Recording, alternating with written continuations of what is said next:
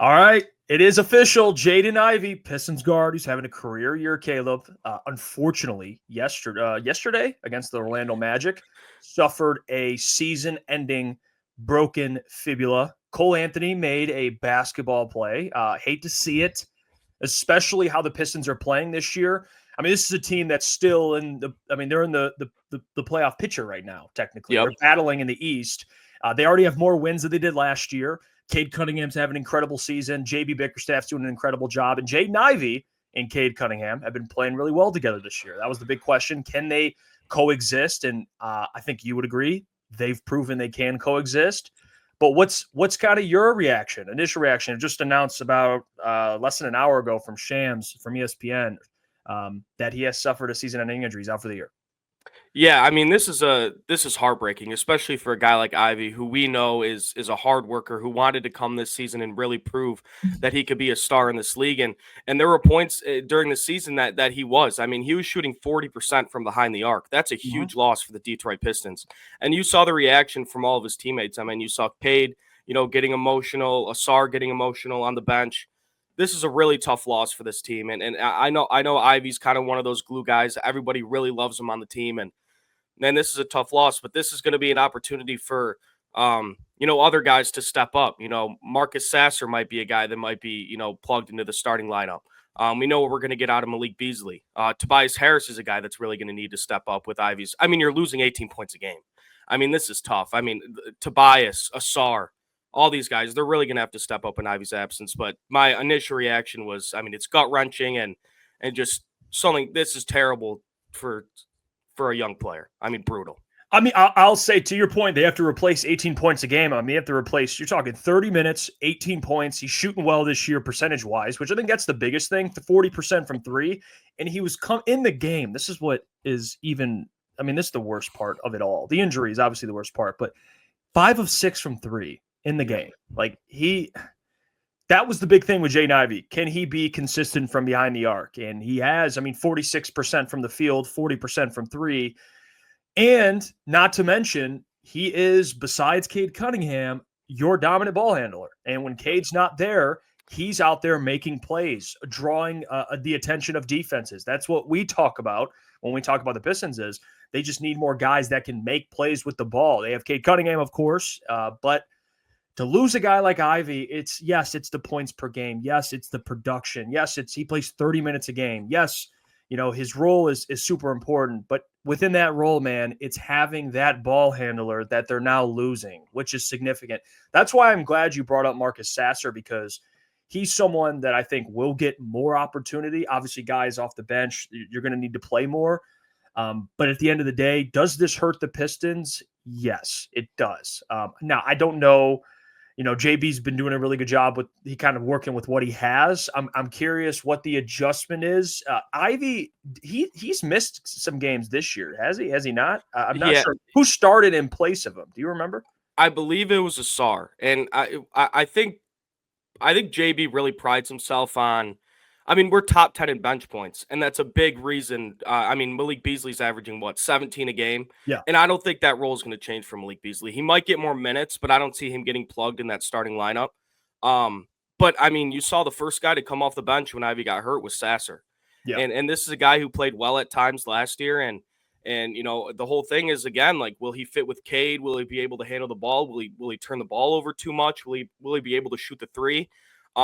So like Marcus Sasser's the guy I think that's gonna have to step up the most from this injury.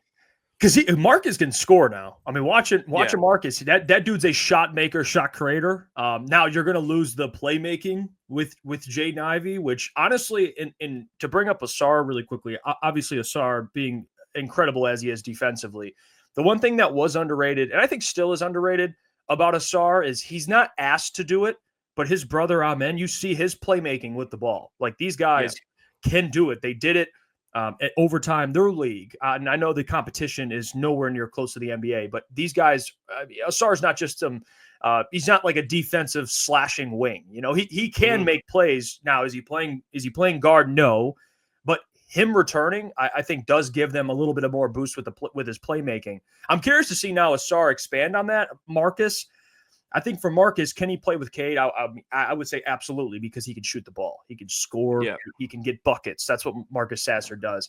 But my biggest thing is, where does this playmaking come from? Creating for others, setting guys up. Mm-hmm. That's what worries me the most with this Ivey injury is Cade and Ivey playing together and the production they of course have. But when Cade's off the floor, you can be like, all right, Ivey's out there. And I know there'll be possessions where you're like, what is Ivey doing? But then there's a ton of possessions where he's just setting guys up. Last night. Yeah, exactly. Especially when he's shooting well and he's playing well, he's attacking the basket, defenses are drawing in, he's kicking it to shooters. Now you don't have the athlete. You just don't have the athlete of a guy like Jaden Ivey. I mean, you just don't. Yeah. Besides Asar Thompson, of course, he's up there, and Ron Holland. But at guard, they don't have the athlete of Jaden Ivey. They just don't. Yeah. And you make a great point about Asar. Like, he's going to have to expand his offensive game. And, I mean, you look, again, like you said, different league, but in the overtime elite, he was on the ball more. Yeah. And, for the Pistons, he's more of a cutter, and he'll sit in the corner. And, a big offseason acquisition we made was Fred Vincent, a guy that was going to teach Asar Thompson and guys like Ron Holland to, shoot, essentially. And that's what Asar is going to have to do. He's going to have to be more efficient from three, because he's going to get open looks, because Cade's going to draw double teams. And, he's going to have to play make a little bit more. And, that's what we drafted him to be. We didn't draft him to sit in the corner and just play defense. We want him to have value on the offensive end. And, right now is a perfect it's bad circumstance, but it's an opportunity for Asar to progress on that side of the ball. And I've seen, wings in this league, guys like a Jaylen Brown come out, and Jaylen Brown couldn't shoot for a lick, and he developed it, and Jaylen Brown got significantly better. But Jaylen Brown also got he became a much better playmaker, with the ball. So I'm curious to see what Asar develops, but it's something to follow. It's unfortunate. It's crushing. Jaden Ivey will be back next season. It's ironic because Aiden Hutchinson just suffered not the same, and both breaking their leg essentially. Tough, I think actually Hutch might have been fibula and tibula. I'm not a doctor, so I don't know, but in the same year, man, two significant players in Detroit sports suffering these types of injuries. It's brutal. Injuries suck, especially when they happen kind of accidentally, I guess, with Cole Anthony. So hey, prayers up to Jaden Ivey. He'll be back next season, and hopefully at that time, the Pistons will be in the playoff picture. But I'll ask this before we end the video. What does this mean for the Pistons and their playoff push now? They're in the tail end of the race. Does this maybe put Trajan Langdon? Is he more inclined to sell, or do you think this is something? Does it affect his process at the trade deadline, you think, or no? Well, with the recent failures of the Detroit Pistons, I think Trajan wants to give the fans something to look forward to, and this is a big loss, but there are guys on the trade market that you've heard like a Zach LaVine, could that be a guy that Trajan Langdon brings in? But I think they're going to see where they're at come the trade deadline. So it's still going to be a couple months before I think we could really answer that question. Obviously, you got worse as a team losing Jaden Ivey. But I think we're really going to have to wait what happens in these next couple weeks. If a move was to be made, just my guess, I think it would be closer to the trade deadline, maybe like a free agent pickup or something, like someone that could just eat minutes right now.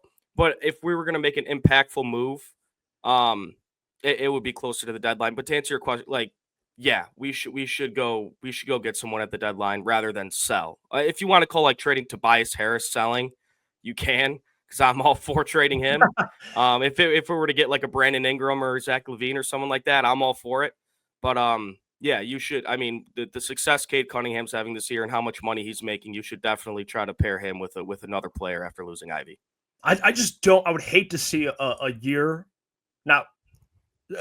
like this from Cade wasted. You got to try and make a move. And I think what Trajan does is he's going to acquire expiring deals. And people look at that and they're like, well, Joe Harris? No, it doesn't have to be Joe Harris. Okay. It could be a pretty good player, whether it's at center or they do get a guard. But I'm with you. I think closer to the trade deadline, they'll find out where they are as a team. And if they are on the cusp, I think Trajan will make some sort of move. So the Pistons get assets and they get an expiring contract. So it'll be a win-win. But comment down below. What do you guys think of the injury? It's unfortunate, but what does this mean for the Pistons moving forward? Comment And like and always, subscribe and get your merchandise, officialctsports.com. We'll be live tonight, of course, 8 p.m. to 10 p.m. Until next time, Jeff Iafrate, Caleb Czarnik, he's over here. We will catch you. Hey, what's going on there? It's Jeff Iafrate. Appreciate you for finishing the video. You can check out one of the videos here suggested or show support by commenting, liking, and subscribing. And buy your merchandise, officialctsports.com.